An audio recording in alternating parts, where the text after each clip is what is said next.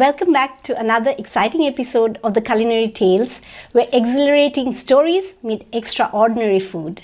Today, cameraman Hemant Mehta and I are heading to the heart of Chinatown in Washington, D.C., to the vibrant and much celebrated Lucky Danger. Behind this remarkable journey are two powerful forces: Siddharth Sid Chaudhary, Chairman and CEO of Credence, one of the largest privately held firms in the federal space, an IIT Kharagpur distinguished alumni, and Ernst & Young Entrepreneur of the Year. Sid's journey from our shared hometown in Assam, India, to US business leadership is truly inspiring. Though we couldn't connect with him live, Sid graciously recorded his responses for us. And Chef Tim Ma, an engineer by education who is the creative culinary force behind Lucky Danger. From his family's Bamboo Garden restaurant in Arkansas to the kitchens in New York and now DC, Tim has shaped Lucky Danger into a soulful celebration of elevated American Chinese cuisine. Let's dive straight in. So Tim, you grew up in a family of Chinese immigrants in Arkansas. Yeah. And they were a family of restaurants. So how and what effect did your upbringing in that environment have in your food today? Yeah, it's very interesting. I grew up in a Chinese household, obviously, but being in Arkansas, and it was like the late 70s, early 80s, there was, let's just say, a lot of racism against Asian Americans because, I think my parents were the first in the community that we lived in. So, to be honest, my parents, after the age of 5, when I started going to American school, my parents started speaking English to us, started feeding us American food, just so that we could be more, quote unquote, like normalized into that culture. And so truly, like, I didn't grow up eating like a ton of Chinese food. So that's actually what influenced me to, like, all of my restaurants now all have like some kind of like Chinese culture influence. Because it became like an exploration of my heritage. Entrepreneurship, whether it's in a tech or engineering sector, or in the hospitality, food and wine business, all share similar traits. You have to have attention to details every single day, ability to take care of the customer and the team, and you also need a bold vision that is exciting, one that can scale, and one that will inspire the team to show up every day. I'm excited for the future of Lucky Danger. Let's talk about the cocktail bar. Are the cocktails designed to pair with the food? How did you approach blending Chinese flavors, spices, and traditions into the drinks menu? Yeah, so we have a wonderful beverage director. Her name is Sunny. I'm not going to attempt to pronounce her last name because it's a little longer and difficult to pronounce. But Sunny's excellent. She's Thai by culture. And so when she came, she was challenged, okay, we'll pair with this Chinese food that's very strong in flavor. We do use a good amount of chilies here. But then also, like, to experiment with Chinese medicine and Chinese spices within the cocktails. And so the biggest challenge for her here is actually, we built this to have 3 bars. So there are actually 3 bars in this restaurant. There's one in the very front, just as the restaurant bar. There's one in the middle that's like lit up like really dimly red, and it's called Lucky Bar. That's actually what it says up on the Chinese characters in neon. And so that's the more experimental bar. And then back here, there's a bar for the mahjong room as well. Though now we've kind of combined the cocktails for all the bars because people want to experience all the bars that we have in here. So yeah, that's surely a big challenge for her, but she's done a good job in finding ways to take classic cocktails and use the Chinese ingredients to influence those cocktails. So you practically have bar hopping right inside the restaurant. I didn't even think about that, but yeah, you could definitely bar hop in this restaurant. Right, that's something unique for sure. Yeah, for sure. And it's good on, like, there are nights.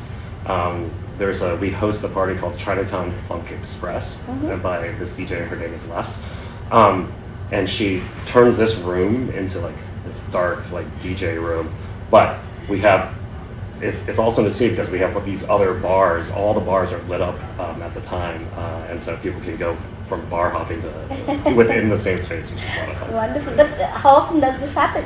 Once every 2 months. So Oh, that's it's- interesting. So why the name Lucky Danger? Yeah, so when we started to figure out, again, it started as like Uncle Paul, or an ode to Uncle Paul.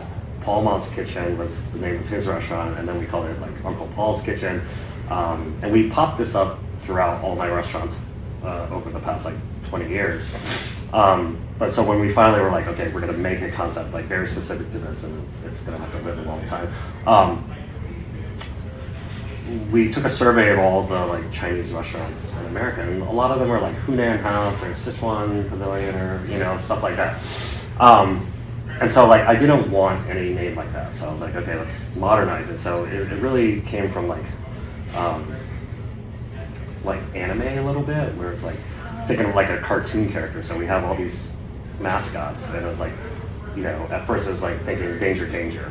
And then I was like, oh, that doesn't sound exactly right. That's kind of weird. So you see lucky as a like a word in a lot of like the Chinese restaurant names, and so I was like, oh, okay, well that's a good piece. It's a bit of they're a bit of opposite words, but not really. And so like really that was it. I was just like, okay, Lucky Danger, as opposed to like Tim Ma's Chinese restaurant or something. So what's your personal favorite dish on the menu, and Yeah. why is it meaningful to you? Yeah, so we have a Chongqing chicken dish. Now, again, like the center of most Chinese restaurants is always the wok station. So it's like it has like it's called like wok hei. It's just like the kind of like the smoke and the fire that kind of accents the food. And so we have a dish called Chongqing chicken that really exemplifies that. It has like a lot of chilies and stuff like that. It's just like one of my favorite dishes, and I just like to watch them cook it on the wok. Like it's my favorite thing to see. I am passionate about building concepts, businesses and people that has the potential not only to thrive, but also to scale. What drew me first to Tim was our shared values about culture, our passion for the food and hospitality industry, and our obsession of how to exceed customer experience, as well as taking care of the team. And these shared values are very important in any business partnership. You spoke about homemade food. So you elevate American Chinese classics while respecting tradition. How do you strike that balance between nostalgia and reinvention? Yeah, it's interesting how Lucky Danger's evolved. So, as it exists as the takeout, which it still exists everywhere but here, we've taken American Chinese classics like General Tso's, Crab Rangoon, like Sesame Chicken, and we've just updated it with like, we dialed in the sauces to be more to the modern palate. And we tried to take down the sugar because like that's what is very quintessential American Chinese, but not too much because like people are familiar with that taste. And so we just took all those kind of recipes and we updated them, and then obviously like tried to influence like our like chefy take on everything. So what happens here, so Chef Robbie Reyes, he's the chef of actually all Lucky Dangers now, and he's really taken it to the next level. And so here is more of our interpretation of like the Chinese restaurant classics. Where do you see American Chinese cuisine head in the coming years? And are we on the brink of a new era? Yeah, it's an interesting time for Asian cuisine in general. Like I think it's having a moment for all the way from like Filipino food's having its moment. I think Korean food is now moving up and having its moment. Chinese food is just kind of always like in that middle because it's such a wide range of food. But we're certainly at that moment where you're seeing, and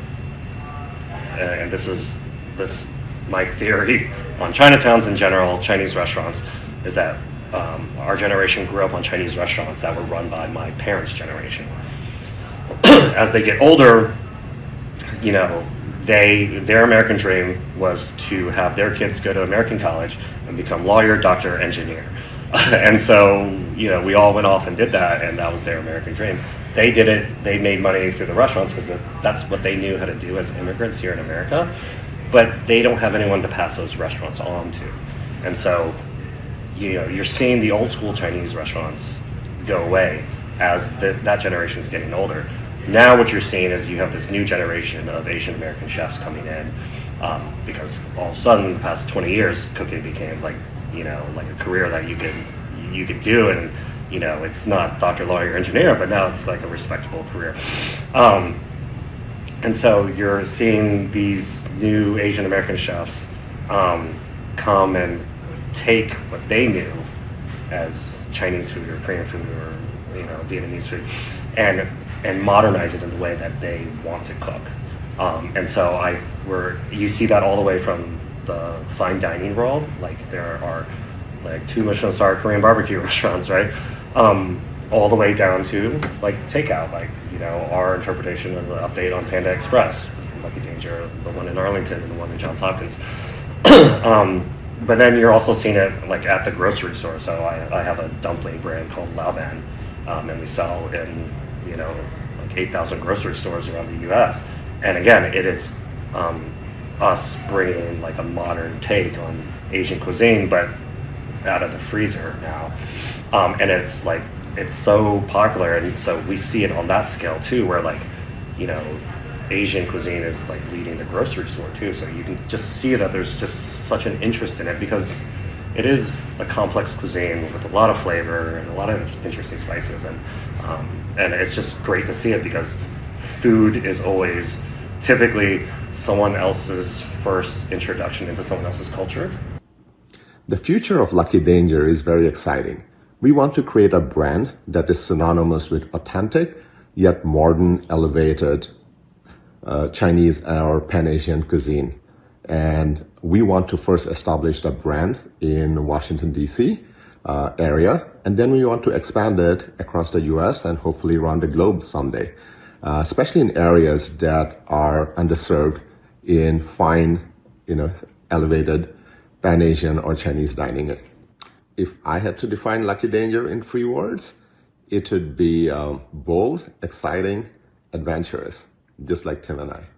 What you said was truly thought-provoking, and I could go on and on, but because of paucity of time, I want to ask you one final question. If you say Lucky Danger, what 3 words come to your mind?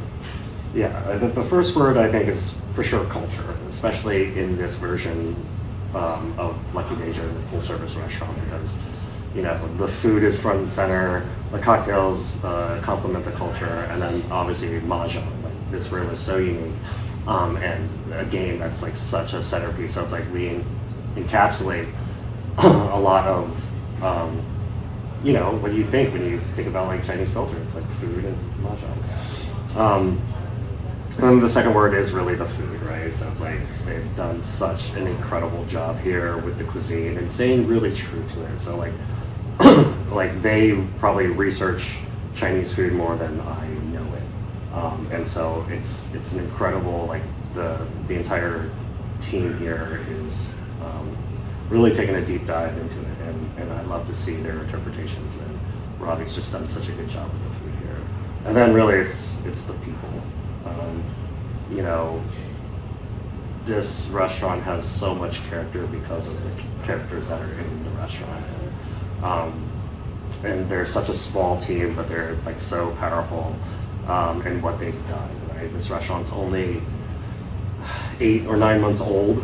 Lucky Danger is not just a restaurant. It is a representation of heritage, entrepreneurship, and reinvention. To everyone watching, make sure you visit the Lucky Danger in Chinatown, DC, and stay tuned for more inspiring stories right here on the Culinary Tales. Until next time, keep it tasty and keep it told. This is Paula saying goodbye.